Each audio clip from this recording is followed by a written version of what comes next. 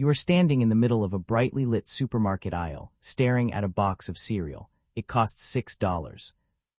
Your brain immediately performs a quick calculation, realizing this single box represents nearly an hour of work at a minimum wage job.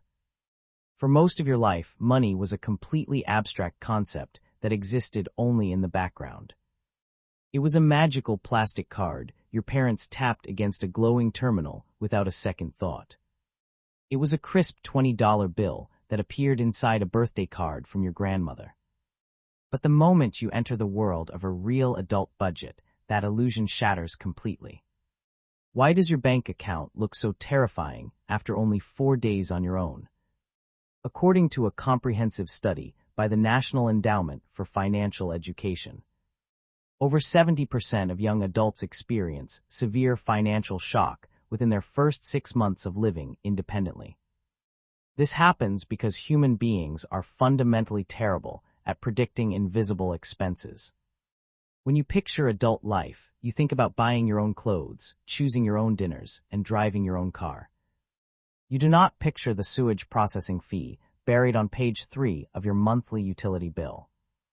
You do not think about renter's insurance, or the cost of trash bags, or the sudden loss of purchasing power caused by inflation. How can you prepare for costs that you do not even know exist? To understand why a real adult budget feels like a trap, we must look at Daniel Kahneman's prospect theory, a Nobel Prize-winning concept in behavioral economics. Kahneman discovered that human beings feel the pain of a financial loss twice as intensely as they feel the pleasure of an equal gain. When you earn $100, you feel a moderate amount of satisfaction. But when $100 is violently snatched out of your hand to pay for a car registration fee, it feels like an absolute catastrophe.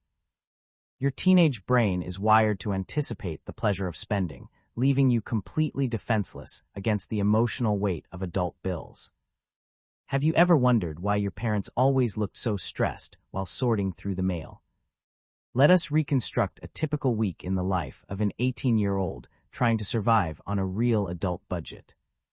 You start the week with exactly $500 in your checking account, feeling incredibly wealthy and independent. On Monday morning, reality hits when your landlord automatically deducts $300 for your share of the rent. On Tuesday, you spend $45 on groceries, shocked to find that a single bag of basic food costs as much as a new video game. Wednesday brings a sudden utility bill of $60 because you left the air conditioning running while you were at school. By Thursday evening, your car makes a strange clicking sound, forcing you to pay $80 for a quick mechanic inspection. You look at your phone on Friday morning to find you have exactly $15 left to last you until the weekend. How did $500 vanish so quickly without you buying a single fun thing? This brings us to a major counterintuitive twist in modern consumer psychology known as Richard Thaler's mental accounting theory. Thaler proved that people categorize money into different mental buckets based on where it came from or what it is meant for, which ruins their overall budget. You might refuse to buy a $4 bottle of water because it feels overpriced. Yet you will happily spend $40 on a video game skin because that money came from a birthday gift.